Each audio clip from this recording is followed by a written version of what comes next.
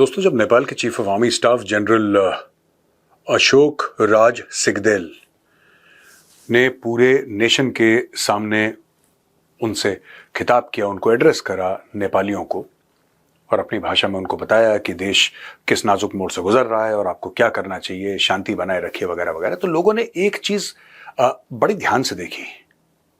जैसे कोई भी आर्मी चीफ हैं किसी भी देश के, तो आप देखते हैं कि देश के लीडर्स हैं, जो फाउंडिंग फादर्स हैं, उनकी फोटोग्राफ्स रहती हैं जनरली है।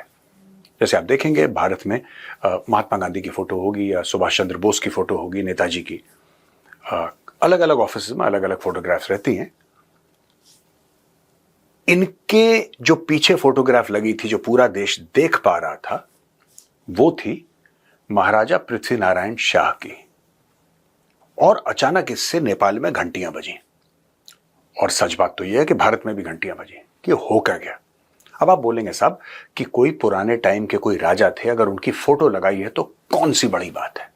इसमें दो चार चीजें हैं दोस्तों, और आपको समझना पड़ेगा नेपाल का इतिहास। 18वीं शताब्दी की बात है। पृथ्वी नारायण शाह ये शाह डायनेस्टी के थे, और नेपाल टुकड़ों में बटा था। यानी कि नेपाल तो था, नेपाल बिल्कुल था, लेकिन अलग अलग राज थे, अलग अलग चीफ्टन थे। कोई खास इलाका किसी ने पकड़ा हुआ था, किसी की हुकूमत किसी खास इलाके में थी। पूरे नेपाल को एक राष्ट्र बनाने में अगर किसी का योगदान रहा है तो वो पृथ्वी नारायण शाह का रहा है। उन्होंने नेपाल को एक मॉडर्न आर्मी दी, उन्होंने नेपाल को नए अस्त्र शस्त्र दिए, एक प्रॉपर, जिसको कहते हैं एक मॉडर्न नेशन स्टेट बनाने में पृथ्वी नारायण शाह जी का जो योगदान था उसकी आप तुलना नहीं कर सकते। He is the founding father of modern Nepal, आप ये कह सकते हैं। नेपालीज आर्मी में उनकी बड़ी इज्जत है। अलग अलग, जैसे कोई ग्राउंड है, कोई म्यूजियम है या कोई सड़क है कैंटोनमेंट के अंदर, ये उनके नाम के ऊपर रखी गई। और नेपाल आर्मी को क्यों ऐसा लगता है कि वो उनको इतनी इज्जत दें? ऐसा क्या कारण क्या है कि आर्मी चीफ जब बोलेंगे तो पीछे पृथ्वी नारायण शाह की फोटोग्राफ है? इसलिए क्योंकि he is also the founder of the modern Nepalese army. तो उनका बहुत बड़ा एक नाम है, बहुत बड़ी इज्जत है नेपाल में। लेकिन घंटियां क्यों बजी भारत में, नेपाल में घंटियां क्यों बजी? फिर बात वही आ जाती है कि कुछ महीने पहले जो आपने नेपाल में बड़ी सॉलिड प्रोटेस्ट्स देखी थी राजशाही के लिए, बोला कि साहब नेपाल में हमें वापस राजा का राज चाहिए। अब ये राजा का राज का क्या चक्कर है दोस्तों, ये भी समझना पड़ेगा। बात यह है कि नेपाल में हर समय एक राजा था, और नेपाल अकेला पूरी दुनिया में एक ही हिंदू राष्ट्र था, एक ही हिंदू राष्ट्र था। आप जानते हैं कि भारत में भी मेजॉरिटी हिंदुओं की है, लेकिन भारत एक सेक्युलर देश है। नेपाल सेक्युलर देश कभी नहीं था। नेपाल एक प्रॉपर हिंदू राष्ट्र था, और वहां पे राजा को माना जाता था भगवान विष्णु का अवतार। ऐसा कई नेपालियों ने मुझसे बात करी है तो बताया है, और उनको टाइटल दी जाती थी श्री पांच, श्री श्री श्री श्री श्री श्री पांच ज्ञानेंद्र वीर विक्रम सहदेव, और पंच सरकार उनको बोला जाता था। पंच सरकार, श्री पांच। आपने सुना होगा ना, किसी को, बड़े महान व्यक्ति को किसी को श्री श्री बोल देते हैं, ऐसा होता ना भारत में भी, वही हिंदू कल्चर है, श्री श्री बोल दिया तो वो श्री पांच बार श्री। अब दोस्तों बात थी कि पृथ्वी नारायण शाह ने बटालियन का जो सिस्टम है, जो कि इंडियन आर्मी में भी है, ब्रिटिश आर्मी में भी है, हर जगह पूरी दुनिया में बटालियन का सिस्टम, ये इन्होंने इंट्रोड्यूस करा, और अनेकों किस्म की बटालियंस वहां पे तैयार करी। और एक जमाने में उनके पीक पे नेपाल की फौज का, आज की तारीख पे तो ज्यादा है, लेकिन उस समय राजशाही के वक्त नेपाल में 50,000 सैनिक हुआ करते थे। अब दोस्तों हुआ ये कि सन 2000 के बाद पुष्प कमल दाहाल, ये जिसको प्रचंड भी कहते हैं, ये नेपाल के प्रधानमंत्री रह चुके हैं। इन्होंने एक पीपल्स वॉर शुरू करा। ये चाइना से प्रेरित थे, और चाइना से बहुत ज्यादा प्रेरित थे। ये लोग माओइस्ट थे, और माओ त्से-तुंग में बड़ा इनका विश्वास था, आज भी है। इन लोगों ने एक पीपल्स वॉर शुरू करा राजशाही के खिलाफ। इन्होंने बोला कि हिंदू राष्ट्र नहीं होना चाहिए, राजशाही नहीं होनी चाहिए, एक अलग से हम सरकार लेकर आएंगे। और ऐसा अनुमान लगाया जाता है कि 17,000 पीपल वर किल्ड। ऐसे मीडिया की रिपोर्ट्स बताती हैं कि 17,000 लोग तकरीबन मारे गए उस लड़ाई में। खैर, क्या हुआ कि एक के बाद एक वहां पे सरकारें आईं, सरकारें बदली, राजा को हटा दिया, राजा को बोला कि ठीक है आप अपने महल में रहिए और अगला इसका प्रधानमंत्री लगेगा। लेकिन लॉयल्टी कहां से थी चाइना के साथ? क्योंकि माओइस्ट हैं ये लोग, ये माओइस्ट हैं, माओवादी हैं, तो इनको इनकी लॉयल्टी जो थी। अब इंडिया में जब माओवादी कहते हैं, आप नक्सलियों की बात समझते हैं, नक्सलियों का भी वही माइंडसेट है और इन लोगों का भी वही माइंडसेट है, प्रचंडा प्रचंडा का पूरा। इसीलिए जब मैं केपी शर्मा ओली को कहता हूं कि वो चाइनीज कम्युनिस्ट पार्टी उसको कंट्रोल करती थी, गवर्नमेंट ऑफ चाइना कंट्रोल करती थी, भारत में कई लोगों ने मुझे ट्रोल करना शुरू कर दिया। आपने कैसे कह दिया कि वो हनी ट्रैप हो गया है, आपने तो नारी का अपमान कर दिया। नहीं भाई, मैंने किसी का अपमान नहीं करा, सॉरी।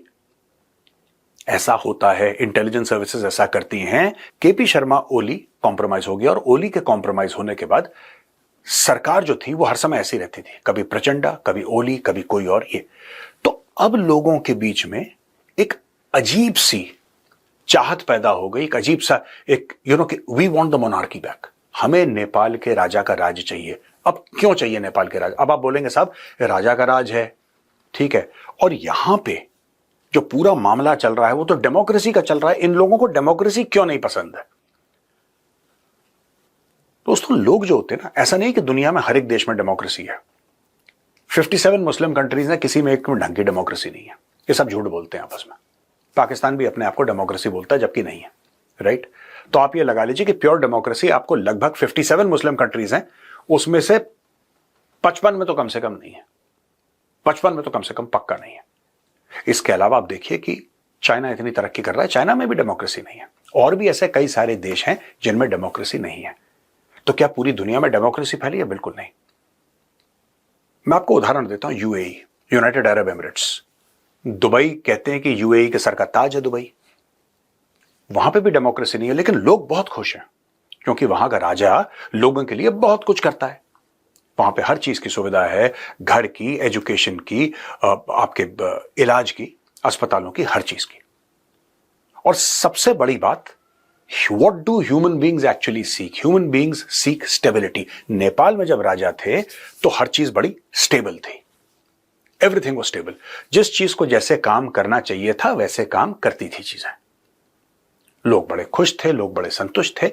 अब ये लोग आ गए चाइना से फंडिंग लेके।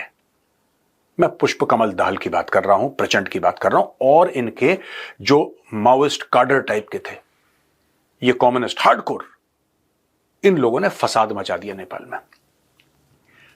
कहने को तो ये कम्युनिस्ट थे, कहने को ये मार्क्सिस्ट थे, कहने को सबको बराबर रहना चाहिए, सब बराबर होने चाहिए, और कोई गरीब नहीं है, कोई अमीर नहीं है, हम सब बराबर हैं। कम्युनिज्म की बातें बड़ी अच्छी लगती हैं दोस्तों, मार्क्सिज्म की बातें, माओइज्म की बातें बड़ी अच्छी लगती हैं सुनने, किसी को खराब नहीं लगती हैं बातें। अगर मैं आपसे बोलूं कि सबको बराबर होना चाहिए, आप कहेंगे हाँ मेजर साहब बिल्कुल होना चाहिए, आई एग्री विथ यू। मैं भी एग्री करता हूं सबको बराबर होना चाहिए, राइट? प्रॉब्लम तब आती है जब कथनी और करनी में फर्क आता है, जिससे हम आते हैं आज की तारीख में जो फसाद चल रहा है। हां, अमेरिका ने करवाया, हां इसमें चाइना का हाथ था, वो एक अलग बात है, लेकिन ये आम लोगों को तो नहीं पता ना। लोग क्यों गुस्सा हो गए? अमेरिका और चीन तो भड़का सकते हैं, वो आग में घी का काम कर सकते हैं, लेकिन आग तो होगी ना। सिर्फ घी अपने आप में तो नहीं जलता, आप आग लगाएंगे, उसके अंदर घी डालेंगे तो आग भड़केगी। हम समझ गए कि घी जो है इसमें अमेरिका और चाइना है, लेकिन आग कैसे लगी दोस्तों?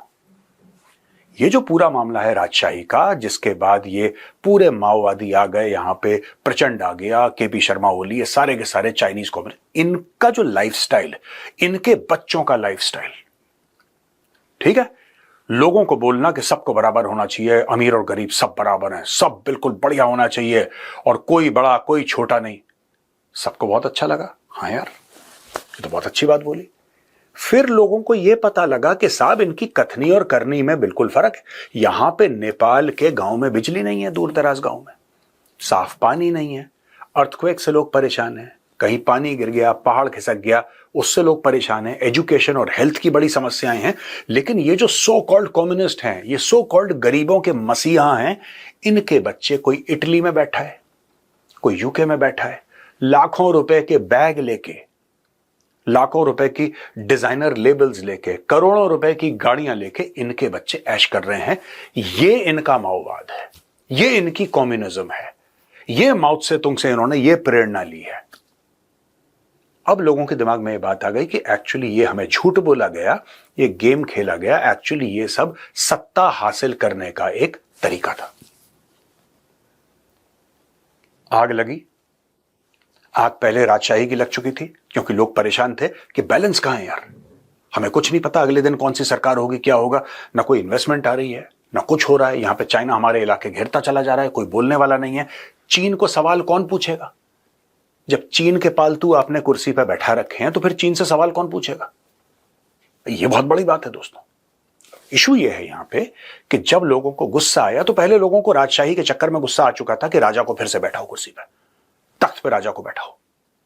कुछ लोग कह रहे थे नहीं बैठना चाहिए राजा को। तो दो पार्टियां हो गई जो आपस में भिड़ने लगी। गुस्सा अभी भी था समाज में। फिर एक दिन परेशान होके, क्योंकि लोग सवाल पूछने लगे, ऐसे कई सारे जर्नलिस्ट थे, खासतौर से टेलीविजन जर्नलिस्ट थे, और भी लोग थे, सिविल सोसाइटी के मेंबर थे नेपाल में, जो पूछने लगे कि यार इतना करप्शन क्यों हो रहा है नेपाल में? बिना पैसे दिए आपकी फाइल नहीं हिलती, कुछ बिना पैसे दिए कुछ नहीं होता, काम सारा ठप हो रखा है। यहां पे एक छोटी छोटी चीज के लिए घूस खिलानी पड़ती है या किसी बड़े आदमी की पैरवी करवानी पड़ती है। वो भाई हो क्या रहा है नेपाल में? तो लोगों ने सवाल पूछे। जब ज्यादा सवाल पूछना शुरू कर दिए तो फिर एक बहाना लगाया कोर्ट के थ्रू, और बहाना ये लगाया कि नहीं साहब, ये सारे के सारे जितने भी सोशल मीडिया के प्लेटफॉर्म्स हैं ये रजिस्टर करेंगे, इनको सरकार के पास रजिस्टर करना पड़ेगा। उन्होंने नहीं करा रजिस्टर। कोर्ट ने डंडा घुमाया ऊपर से, और ऐसा डंडा घुमाया कि साहब अगर आप नहीं करोगे तो हम आपको बैन कर देंगे। If you don't do it you are banned. Ban भी कर दिया।